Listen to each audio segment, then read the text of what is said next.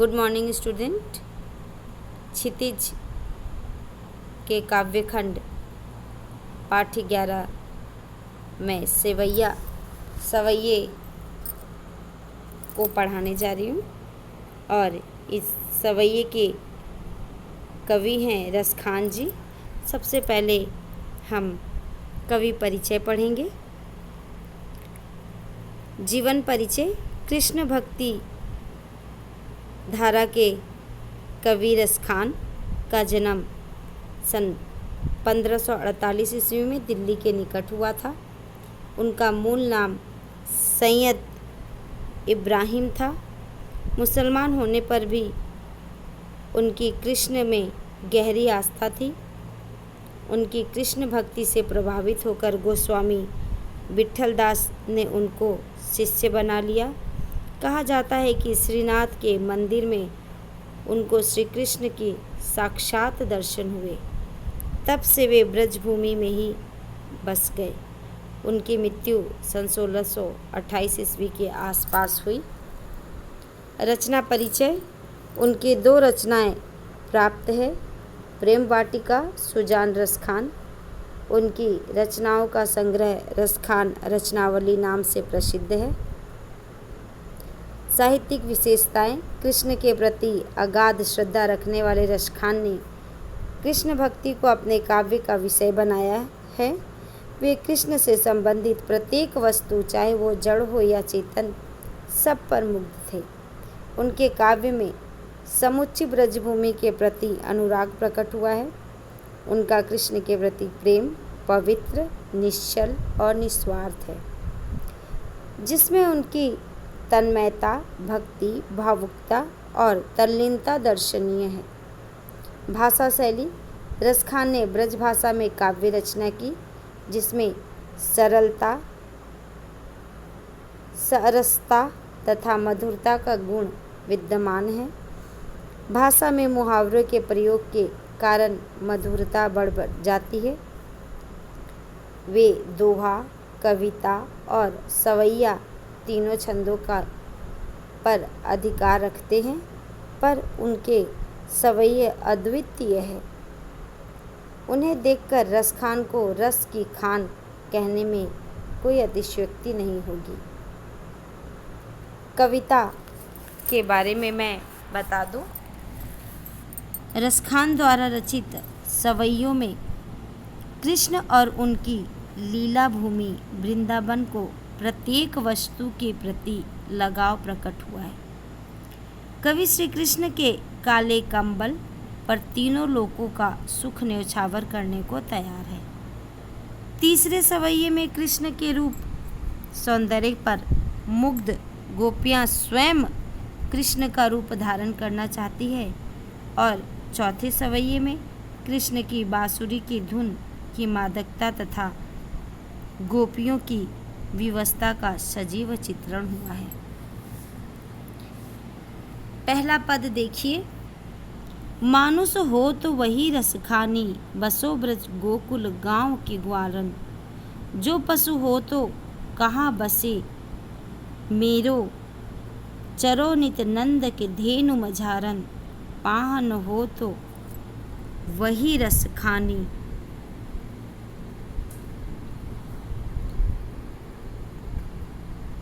पाहन हो तो वही गिरी को, जो कियो हरिछत्र पुरंदर धारन। जो खग हो तो बसेरु करो, मिली कालिंदी कुल कदम्ब की डारन। आइए सबसे पहले हम इसमें कठिन शब्दों का अर्थ समझ लें, उसके बाद हम भाव को समझेंगे। सबसे पहले इसमें हम शब्द के अर्थ को समझेंगे। मानुष यानी मनुष्य। बसौ माने बसु या रहूंगी। ग्वारन ग्वाल बाला। कहाँ बस में नहीं होना। कहाँ बस माने जो बस में नहीं है। चरौ मीन्स चरु। नित मने हमेशा, धेनु, धेनु मीन्स गाय, मझारन, मझारन मीन्स बीच में, पाहन, पाहन मीन्स पत्थर, गिरी, गिरी मीन्स पर्वत, छत्र, छत्र मीन्स छाता, पुरंदर, पुरंदर मीन्स इंद्र, धारण मीन्स धारण करना, किसी चीज़ को धारण कर लेना, खग यानी पक्षी, बसेरो मीन्स निवास करूं, कालिंदी, यमुना नदी को कालिंदी कहा जाता है, कुल मीन्स किनारा, कदम्ब एक वृक्ष है, झरन, डारन मीन्स शाखाएं या डालें। अब देखिए इसका अर्थ समझते हैं।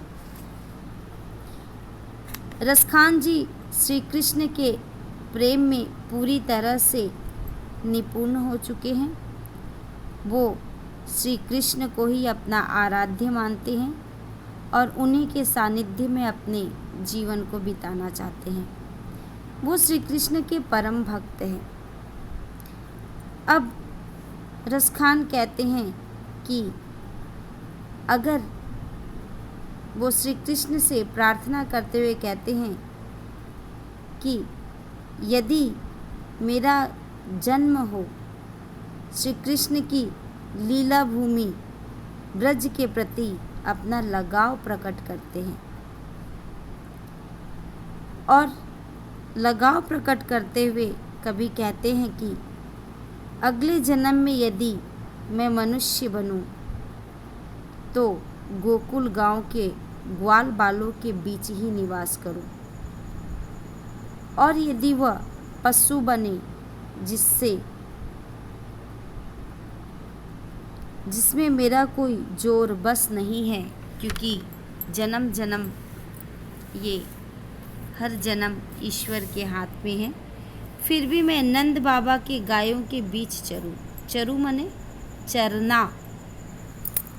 कहते हैं यदि मैं मनुष्य बनूं तो ग्वाल बाला के बीच रहूं, बालों के बीच, और यदि मैं पशु बनूं तो मैं नंद बाबा के गैयों के बीच रहूं। यदि मैं पत्थर बनूं तो उसी गोवर्धन पर्वत का पत्थर बनूं जिसे श्री कृष्ण ने अपने उंगली में उठाकर लोगों को इंद्र के प्रकोप से बचाया था।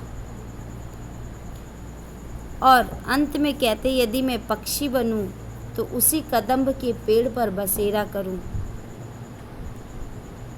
उसी पेड़ पर जाके बसूं जो यमुना के किनारे हैं और जिसके नीचे श्री कृष्ण रास रचाया करते थे। प्रस्तुत पद में रसखान पूरी तरह से श्री कृष्ण के सानिध्य के लिए ही तत्पर हैं। वो चाहे किसी भी योनि में जन्म ले, लेकिन वो रहना ब्रज भूमि में ही चाहते हैं और श्री कृष्ण के आसपास उनसे जुड़ी हर वस्तुओं में वो श्री कृष्ण को ही देखते हैं और उसी के सानिध्य में उन्हीं के साथ वो रहना चाहते हैं। अब देखिए काव्य दूसरा पद है, या लकुटी अरु कामरिया पर राज तीनों पुर को तजी डालो, आठहु सिद्धिनो निधि के सुख नंद के गाइन चराइन विसारो, रसखान कबो इन आखिन सो ब्रज के बन बाग तगाड़ निहारो, कोटि एक कलधोत के धाम करीन के कुंजन ऊपर बार्यो। आइए बच्चों, सबसे पहले हम यहाँ पर कुछ कठिन शब्दों के अर्थ को देख लेते हैं, उसके बाद हम आगे बढ़ेंगे। या मीन्स इस, लकुटी मीन्स लाठी, कामरिया छोटा कंबल, तीनों मने तीनों, पुर मने नगर लोक, तजी डालो त्याग दूंगा। आठों सिद्धि नवनिधि नवनिधियाँ, आठों सिद्धि और नवनिधि से बढ़कर संसार में कोई सुख नहीं। ये सबसे बड़ी सुख है। बिसारो भूल जाऊंगा, कबौ जब से सौ से तगाड़, तगाड़ मीन्स तालाब, निहारो देखूंगा, कोटिक करोड़ों, काल दो धोत सोना, धाम भवन, करील एक प्रकार का वृक्ष, कुंजन लताओं का घर, वार्यो मने न्योछावर कर दूंगा। अब रसखान जी यहाँ कहते हैं कृष्ण से जुड़ी वस्तुओं के प्रति प्रेम प्रकट करते हैं। रसखान श्री कृष्ण से जुड़ी हर वस्तुओं से प्रेम प्रकट करते हुए कहते हैं कि जिस लाठी और कंबल को लेकर श्री कृष्ण गाय चराया करते थे, उसके बदले में तीनों लोकों का सुख त्यागने को तैयार हूँ। मैं नंद के गायों को चराने के बदले आठों सिद्धि और नवनिधियों के सुख को भी भूल सकता हूँ। मैं ब्रज भूमि पर स्थिर बागों, बनों, तालाबों को देखते रहना चाहता हूँ। मैं इन करील के कुंजों में रहने के बदले हजारों सोने के महलों का सुख त्यागने को तैयार हूँ। अब आप तीसरा पद देखिए। मोर पखा सिर ऊपर राखियो, कुंज के माल गले पहिरूंगी, ओढ़ी पीताम्बर ले लकुटी बन, गोधन ग्वारिन संग फिरूंगी।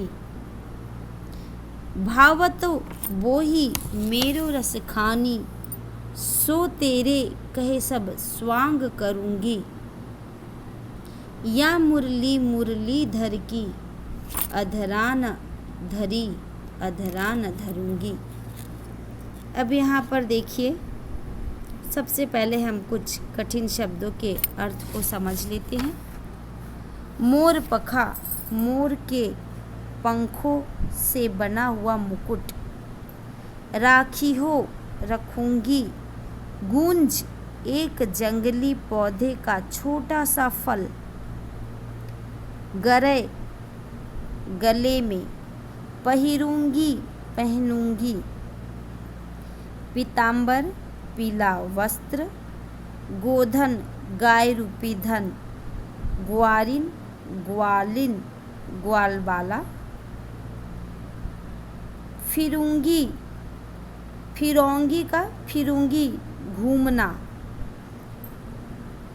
भावतो, अच्छा लगना, जो भाएगा। भावतो माने जो अच्छा लगेगा, जो मुझे भाएगा। वही, जो कुछ। स्वांग, रूप धारण करना। स्वांग माने किसी चरित्र के, किसी दूसरे चरित्र का रूप धारण कर लेना। मुरलीधर, श्री कृष्ण को कहा गया है। श्री कृष्ण को मुरलीधर भी कहते हैं। अधरा, ओठों पर। धरूंगी, रखूंगी। अब देखिए प्रस्तुत पद में रसखान जी क्या कहना चाहते हैं। कृष्ण के सौंदर्य पर मुग्ध एक गोपी दूसरी गोपी से कहती है कि हे सखी, मैं कृष्ण की तरह ही अपने सिर पर मोर के पंखों का मुकुट तथा गले में गुंज की माला पहनूंगी। मैं पीले वस्त्र धारण कर श्री कृष्ण की तरह ही गायों के पीछे लाठी लेकर बन बन फिरूंगी। मेरे कृष्ण को जो भी अच्छा लगता है वह सब कुछ करने को तैयार हूँ। पर हे सखी, कृष्ण की उस मुरली को मैं अपने ओठों पर कभी न रखूंगी, क्योंकि उस मुरली ने ही कृष्ण को हमसे दूर रखा है।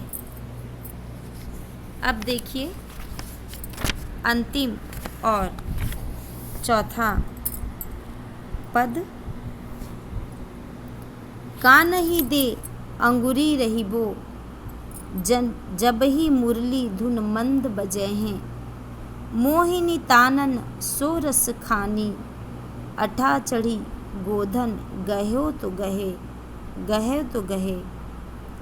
तेरी कहो सिगरे ब्रज लोगनी, काल ही को कितनो समुझाहे। मायरी बामुख की मुस्कानी, संभाली न जय हो न जय हो न जय हो। आइए पहले कठिन शब्दों का अर्थ समझ लेते हैं ताकि काव्य और सरल हो जाए। काननी, काननी मीन्स कानों में, दे मीन्स देकर, कानों में देकर। अंगूरी माने उंगली, रहिबो रहूंगी। धुनी मीन्स धुन, मंद मधुर स्वर में। बजे हैं बजाएंगे, मोहिनी मोहने वाली। तानन सो तान, धुन मुरली के धुन। तानन मने कृष्ण बहुत सुंदर मुरली बजाते हैं। उनकी मुरली की धुन सुनकर सजीव तो सजीव, पशु वृक्ष पक्षी सब उनके धुन पर मोहित हो जाते हैं। अटा मीन्स अटारी, अट्टालिका ऊंचा स्थान। अटा मीन्स अटारी, जैसे आप किसी ऊंचे स्थान को अटारी कहते हैं। गोधन ब्रज क्षेत्र में गाया जाने वाला लोकगीत है ये। गए हो गाएंगे, तेरी पुकार कर बुलाना, ठीक है। सिगरे सारे, काल ही यानी कल। समुझे हैं समझाएंगे, मायरी हे माँ, वाह वह उनके। सम्हारी संभालना, न जय हो नहीं जाएगी। आइए इसका भाव समझते हैं। श्री कृष्ण की मुरली की ध्वनि तथा उनकी मुस्कान पर मोहित एक गोपी कहती है, श्री कृष्ण अत्यंत ही मधुर मुरली बजाते हैं और जब उनकी मुरली बजती है तो गोपियाँ मंत्र मुग्ध हो जाती हैं। जो जो काम करती रहती है सब उसी काम में खो जाती हैं। तो एक गोपी अपनी माँ से कहती है कि देख लो माँ, कृष्ण की मुरली की धुन की में जो जादू है वो हमें किस तरह से विवश कर देता है।